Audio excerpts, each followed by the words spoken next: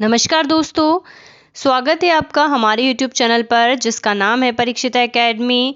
Hindu law के अंतर्गत हिंदू विवाह अधिनियम 1955 में आज हम बात करेंगे सेक्शन 10 की, जिसमें जुडिशरी सेपरेशन यानी कि न्यायिक पृथक्करण की बात कही गई है। हिंदू विवाह अधिनियम 1955 की सीरीज़ का यह हमारा लेक्चर 4 है। इसके पहले 3 वीडियो में अपलोड कर चुके हैं। मुख्य सेक्शंस की हम यहाँ पर चर्चा कर रहे हैं। तो आइए जानते हैं न्यायिक पृथक्करण के बारे में कि इसका क्या महत्व है। इसके पहले आपसे कहना चाहेंगे कि अगर आप हमारे इस YouTube चैनल पर नए हैं तो हमारे चैनल को सब्सक्राइब करें, वीडियो को पूरा देखें, लाइक करें, शेयर करें। अगर किसी भी प्रकार के सजेशन है, क्वेश्चन है तो आप हमसे पूछ सकते हैं। तो आइए हम आगे बढ़ते हैं और बात करते हैं न्यायिक पृथक्करण के बारे में। सबसे पहले हमें ये जानना ज़रूरी है कि जो न्यायिक पृथक्करण है इसकी क्या अवधारणा है। तो यह हिंदू मैरिज एक्ट 1955 में सेक्शन 10 में इसके बारे में दे रखा है। धारा 10 में दे रखा है, काफ़ी इम्पॉर्टेंट है।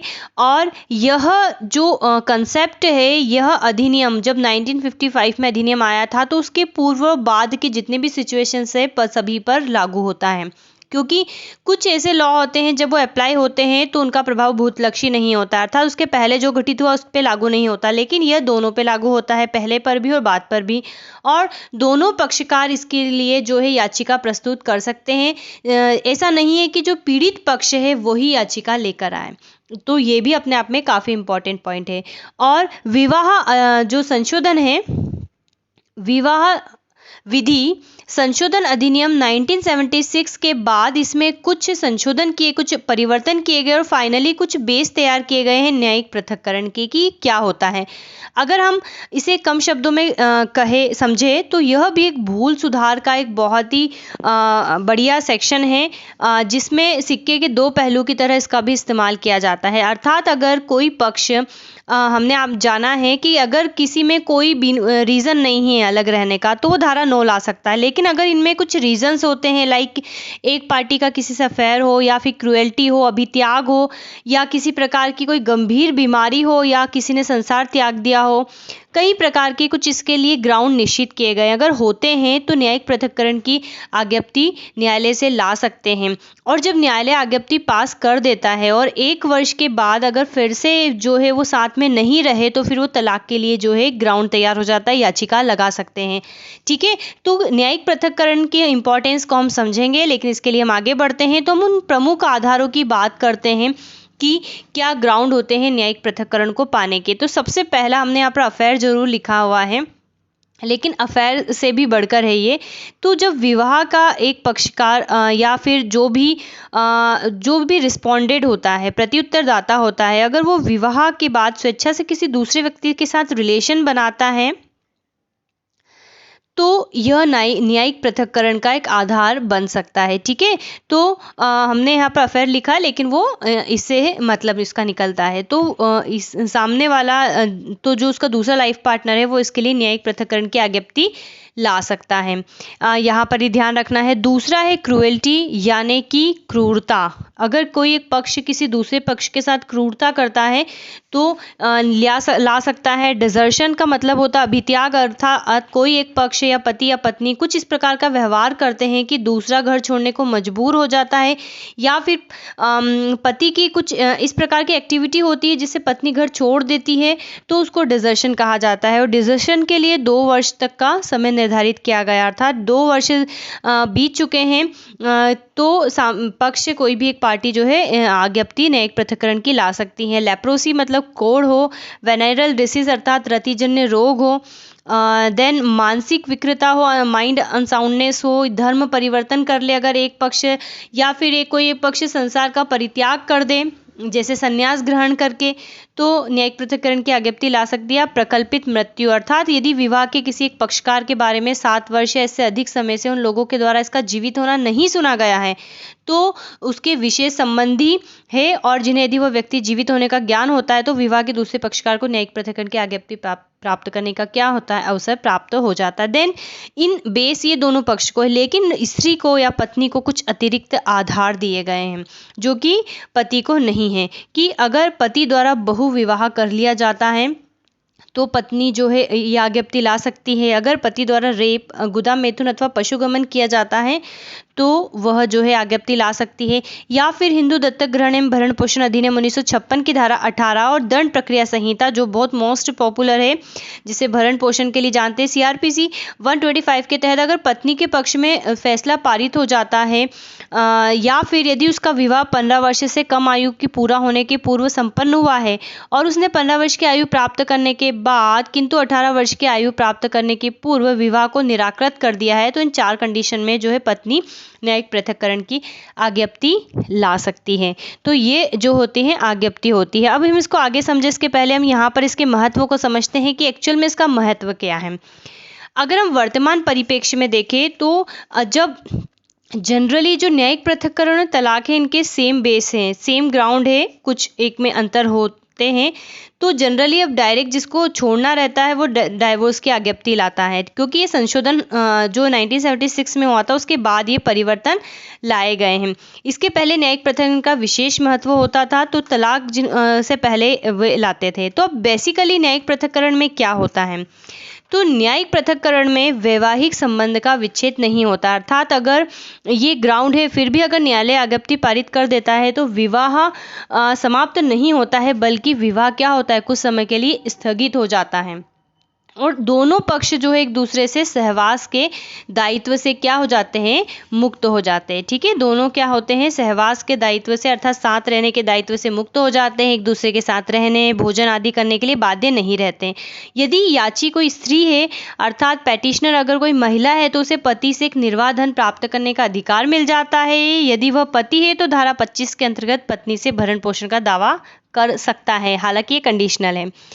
पत्नी आज्ञप्ति की तिथि से लेकर तब तक पृथक्करण की स्थिति में रहती है, अपनी हर प्रकार की संपत्ति के संबंध में वो स्वतंत्र होती है, फ्री होती है। ये इसका यहाँ पर बहुत इंपॉर्टेंट रोल है। अगर हम और बात करें कि इसका क्या बेनिफिट है, तो अगर जो जुडिशियल सेपरेशन की अवधि है इसमें पति या पत्नी किसी दूसरे के साथ विवाह नहीं कर सकते और न ही एडल्ट्री में रह सकते हैं, लेकिन अगर कोई एक पक्ष ऐसा कर लेता है तो फिर वो तलाक का आधार बन जाता है। तो न्यायिक पृथक्करण की कुछ विशेषता इस प्रकार से होती हैं, तो यहाँ पर ये काफ़ी इम्पोर्टेंट है। चलिए, तो इसके केस में हम अगर बात करें तो कुछ बहुचर्चित मामले हैं, जैसे सोंदूर गोपाल बनाम सोंदूर रजनी का वाद काफ़ी फेमस है। तो यहाँ पर ये जो जुडिशली सेपरेशन को कुछ इस प्रकार से इसमें पर्टिकुलर हर डिपेंड करता है, केस टू केस डिपेंड करता है। तो सोंदूर गोपाल बनाम सोंदूर रजनी के मामले में क्या हुआ था कि पति अपने नौकरी की तलाश के लिए विदेश गया था, विदेश में उसने वहाँ की नागरिकता भी प्राप्त कर ली नौकरी के दौरान और पत्नी को यहाँ पर छोड़ दिया। तो पत्नी ने इस आधार पर जो है जुडिशियल सेपरेशन की आज्ञप्ति न्यायालय में लाई और पति ने कहा कि नहीं, अब मैं भारत का नागरिक नहीं हूँ और मैं भारतीय सीमा में नहीं आता, इसलिए मुझ पर ये कंडीशन लागू नहीं हो सकती। लेकिन कोर्ट ने ये कहा कि नहीं, आपके ऊपर भी लागू होगी, क्योंकि पूर्वज आपके या कुटुंब मूलतः भारत के ही निवासी थे। तो इस प्रकार से पत्नी के पक्ष में यह आज्ञप्ति ला दी। तो अब अफेयर के केस में जो एक पक्ष दूसरे पक्ष के साथ अगर संभोग कर लेता है तो उस केस में भी कुछ बहुचर्चित मामले हैं, जैसे चंद्रमोहनी श्रीवास्तव बनाम एपी श्रीवास्तव का। तो सुप्रीम कोर्ट ने इस वाद में क्या कहा था, तो यहाँ जहाँ कोई व्यक्ति पत्नी के पास मतलब लव लेटर भेजता है, ठीक है, ये वाइफ है, इसके पास लव लेटर भेज रहा है। अब पति इसके आधार पर न्यायिक पृथक्करण की याचिका ला रहा है। ये केस तब के हैं जब 1976 में संशोधन नहीं हुए थे, ठीक है, संशोधन नहीं हुए थे। तो इससे क्या होता है कि सामने वाला जो व्यक्ति है उसे डिवोर्स चाहिए, लेकिन डिवोर्स के पहले उसको ग्राउंड तैयार करना है, इसलिए वो क्या करता है, न्यायिक पृथक्करण की आज्ञप्ति लाता है। तो उस केस में वो ये कहता है कि इसका एक प्रेमी है जो इसे कि लव लेटर भेजता है, लेकिन न्यायालय ने पति की इस याचिका को इस आधार पर खारिज कर दिया कि हमें ऐसा कोई भी एविडेंस नहीं मिला जो पत्नी के द्वारा भेजा गया हो, ठीक है, तो इससे इस बात की पुष्टि नहीं होती।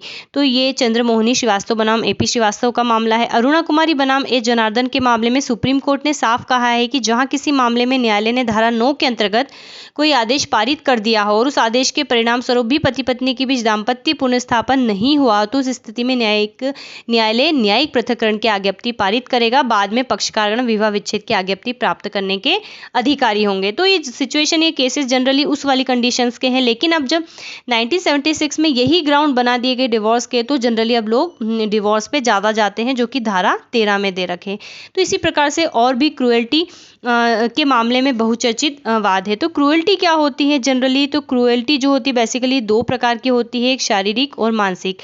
शारीरिक क्रूएल्टी में ऐसी हिंसापूर्ण कृत्य करना जो किसी व्यक्ति के जीवन स्वास्थ्य को नुकसान पहुंचाता है, तो वो शारीरिक क्रूरता में रखा जाता है। और मानसिक क्रूरता कई प्रकार की होती है, डिपेंड करता है केस टू केस।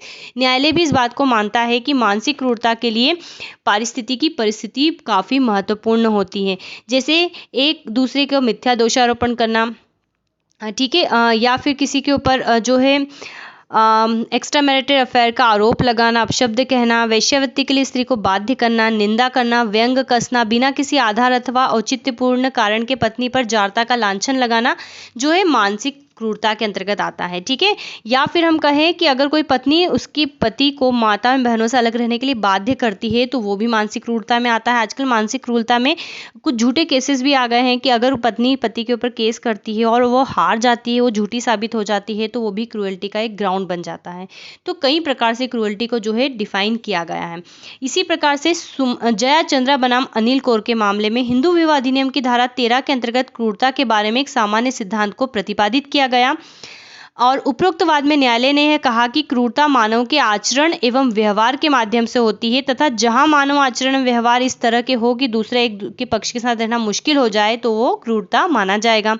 सुमन कपूर बनाम सुधीर कपूर के वाद में भी जो है क्रूरता को डिफाइन किया गया कि जहां पक्षकार अपना विवाह विच्छेद क्रूरता के आधार पर लेना चाहते हैं तथा इस बात की याचिका न्यायालय के समक्ष पेश की गई है तो पक्षकार को क्रूरता साबित करने की आवश्यकता नहीं है। तो यहाँ पर इससे कंक्लूजन निकलता है कि क्रूरता के लिए आश्रय का होना जरूरी नहीं है। इसी प्रकार श्री पदचार तथा बसंताबाई के मामले में मैसूर हाईकोर्ट ने बहुत ही स्पष्ट तरीके से इसको परिभाषित किया। मैसूर हाईकोर्ट ने कहा कि क्रूरता जो है असंख्य प्रकार की हो सकती है, यह साधारण हो अथवा नशंतनात्मक हो सकती है, भौतिक हो सकती है, मानसिक हो सकती है, शब्दों से, इशारों से अथवा हिंसा से अथवा अहिंसा से या केवल चुपचाप रहने की अवस्था से भी हो सकती है। विधिक क्रूरता समय समय पर सामाजिक तथा आर्थिक परिस्थितियों के परिवर्तन के साथ बदलती रहती है, ठीक है। तो यहाँ पर मैसूर हाईकोर्ट का यह दृष्टिकोण भी काफी इंपॉर्टेंट है। इसी प्रकार हालांकि हर चीज जो है केस टू केस पर डिपेंड करती है। हम यहाँ पर कुछ चुनिंदा केस की बात कर रहे हैं। अगर हम भगवंत बनाम भगवंत के मामले की बात करें तो यहाँ पर न्यायालय ने कहा कि एक बार पति ने पत्नी के भाई को गला दबाकर मार डालने का प्रयास किया तथा दूसरे मौके पर अपने छोटे पुत्र को भी मारने की कोशिश की। न्यायालय के समक्ष साबित किया गया कि पति ने ऐसा कार्य पागलपन में किया है। न्यायालय ने कहा कि इस मामले में पति का आचरण ऐसा है कि क्रूरता निर्धारित किया जाएगा, चाहे उसका इंटेंशन हो या दैट मीन आश्रय हो या फिर ना हो। इसी प्रकार पीएल सायल बनाम सरला रानी के केस में भी जो है न्यायालय ने क्रूरता को जो है डिफाइन किया, अर्थात एक पक्ष कुछ इस प्रकार का व्यवहार करता है कि दूसरे पक्ष में हमेशा भय बना रहता है तो भी क्रूएल्टी में आएगा। अर्थात उससे क्या होता है, अगर उसे मेंटली डिप्रेशन आता है, स्वास्थ्य पर फर्क पड़ता है तो वो क्रूरता के अंतर्गत समझा जाएगा। देन न्यायिक पृथक्करण को समुचित ठहराने वाली विधिक क्रूरता को कुछ तरीके से डिफाइन भी किया गया, अर्थात क्रूएल्टी की काफ़ी जो है लार्ज डेफिनेशन है, ठीक है। क्रूएल्टी की अगर हम बात करें तो कुछ और भी, अगर हम इन सारी बातों को कंक्लूड करें तो इसमें कई सारी चीज़ें आती हैं, लाइक जैसे कि वास्तविक अथवा आशंकित शारीरिक चोट, गाली देना तथा अपमानित करना, अतिशय रति संभोग की अस्वीकृति, उपेक्षा करना, या फिर जो वेनेरल डिसीज के संपर्क में आना, अति मद्यपान, किसी अनैतिक व्यक्ति से साहचर्य के लिए विवश करना, एक दूसरे के ऊपर निराधार आरोप लगाना, बच्चों को गंभीर प्रताड़ित करना भी जो है क्रूएल्टी में माना जाता है, ठीक है। या फिर किसी का इतने भयानक रोग से पीड़ित होना कि दूसरे का साथ में रहना मुश्किल हो, बहुत ज़्यादा मुश्किल, और इसको साबित किया जाना जो है ज़रूरी होता है। तो दिल्ली हाई कोर्ट की एक विशेष खंडपीठ ने हिंदू विवाह अधिनियम की धारा 10 की विस्तृत व्याख्या करते हुए दहेज की मांग को भी क्रूरता में जो है शामिल किया। तो समय समय पर केस जो आते हैं डिफरेंट टाइप के, तो उससे इसका जो है एरिया बढ़ जाता है, किसका, क्रूएल्टी का। तो क्रूएल्टी में इतने केस हमें याद रखना है। चलिए अब हम बात करते हैं डिजर्शन की या अभित्याग की। तो अभित्याग क्या होता है? तो अभित्याग का मतलब होता है कि जब एक पक्ष बिना किसी युक्त कारण के, बिना दूसरे पक्ष की सहमति से उसकी इच्छा के विरुद्ध उसको त्याग देता है, और यह त्याग जो है जनरली 2 साल तक का रहता है, ठीक है। तो इसे अभित्याग कहा जाता है। इस सिचुएशन में एक पक्ष जो है इस डिजर्शन के बेस पर न्यायिक पृथक्करण की आज्ञप्ति ला देता है और फिर भी अगर साथ नहीं होता है तो फिर वो जो है तलाक का ग्राउंड बन जाता है। तो लाभकोर ये लाभ है। तो लाभखोर बनाम नारायण सिंह के वाद में कोर्ट ने कहा है कि अभित्याग का अर्थ विवाह के दूसरे पक्षकार का आश्रय स्थायी रूप से त्याग देना है तथा उसके साथ निवास छोड़ देने का है, जो बिना उसकी स्वीकृति तथा युक्तियुक्त कारण के होता है। तो डिजर्शन और क्रूएल्टी में एक मुख्य अंतर यह है कि क्रूएल्टी में कहा गया है कि आश्रय की आवश्यकता नहीं है। ठीक है, अगर आश्रय की आवश्यकता नहीं है, अगर आप ऐसा कोई कार्य अनजाने में भी कर रहे हैं जिससे दूसरा पक्ष हर्ट हो रहा है, तो वो क्रूएल्टी माना जाता है। लेकिन डिजर्शन में जो है आश्रय होना अति आवश्यक है, कि आपका इंटेंशन है सामने वाले को छोड़ना, तो वो डिजर्शन में माना जाएगा। डॉक्टर मालती रवि बनाम बीवी रवि के मामले में न्यायालय ने कहा है कि वह अपना वैवाहिक जीवन समाप्त नहीं करना चाहते, वह ऐसा कृत्य अभित्याग की कोटि के अंतर्गत सम्मिलित नहीं किया जाता। तो ये भी जो है आश्रय को अलग तरीके से डिफाइन कर रहा है डिजर्शन। अब इसी प्रकार से अगर इस प्रकार की सिचुएशन है तो कोई भी पक्ष 142 के तहत सुप्रीम कोर्ट में जा सकता है। ठीक है, तो वहाँ से भी जल्दी मैटर शॉर्ट आउट हो जाते हैं। तो कई तरीके के जो है पक्ष होते हैं, तो आई थिंक आप समझ गए होंगे। इसी प्रकार से और अन्य भी मामले यहाँ पर संदर्भित है। अगर हम डिजर्शन के बारे में कुल बात करें तो विपिन चंद्र वाले वाद में एक बात स्पष्ट होती है कि अगर डिजर्शन को पहचानना है तो बेसिकली इसके 3 फैक्टर है। पहला फैक्टर है कि वो पृथक रह रहे हैं, पृथक रहने की स्थिति। दूसरा है कि उसमें अभित्याग का स्थायी आश्रय है, और तीसरा है स्टैच्यूरी पीरियड या विनियमित अवधि, अर्थात अगर वो 2 वर्ष से अधिक समय तक रह रहे हैं तो डिजर्शन की कैटेगरी में आएगा। तो यहाँ पर हमें ये बात ध्यान रखनी है। लेकिन रोहिणी कुमार एक वाद है डिजर्शन केस में, रोहिणी कुमार बनाम नरेंद्र सिंह के वाद में सुप्रीम कोर्ट ये कहता है कि हिंदू विवाह अधिनियम 1955 के अंतर्गत अभित्याग का अर्थ केवल पृथक आवास तथा पृथक निवास से ही नहीं है, इसके साथ यह भी आवश्यक है कि वैवाहिक संबंधों को समाप्त करने की तथा सहवास को सदैव के लिए समाप्त करने की दृढ़ इच्छा होनी चाहिए। ठीक है, तो ये वाद हमें ध्यान रखना है।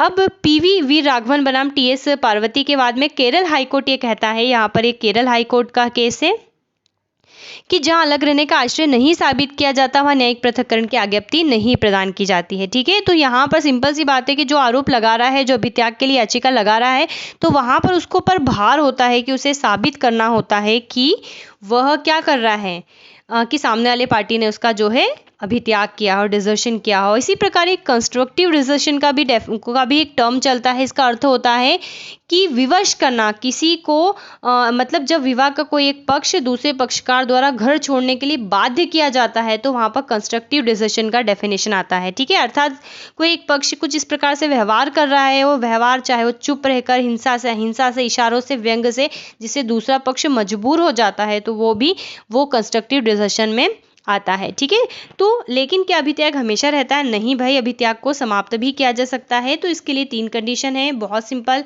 कि मान लीजिए 2 साल से अलग रह रहे हैं और अगर अभित्याग को समाप्त करना चाहते हैं पार्टी, तो इसकी 3 कंडीशन है। पहले कि वो अपना दाम्पत्य जीवन पुनः प्रारंभ कर दे और जो है आपस में रिलेशन बना ले, और यदि पक्षकार घर वापस आने की तीव्र इच्छा को व्यक्त करे, तो इस प्रकार से जो है अभित्याग जो है समाप्त हो सकते हैं। तो यहाँ पर हमने जो बात करी थी स्पेशली क्रूएल्टी और डिजर्शन की बात करी, क्योंकि ये दोनों पॉइंट अपने आप में काफ़ी इंपॉर्टेंट है। बाकी ये सारे पॉइंट तो बड़े ही सिंपल है, जैसे कि लेप्रोसी, अर्थात अगर एक पक्ष को भयानक 1 वर्ष के अधिक अवधि में कुष्ठ रोग से पीड़ित रहा हो, तो दूसरा जो पक्ष है ला सकता है। सेम इसी प्रकार से डिसीज रतिजन्य रोग के मामले में भी है। मस्तिष्क विकृता मतलब समझ ही गए होंगे कि मस्तिष्क का अपूर्ण तथा प्रभावित विकास है, जिससे दूसरे का साथ रहना दुर्बल हो या हानिकारक हो, तो वो जो है इसके आधार पर जो है आज्ञप्ति ला सकता है। अर्थात धर्म परिवर्तन, ये तो सारे सिंपल ही है।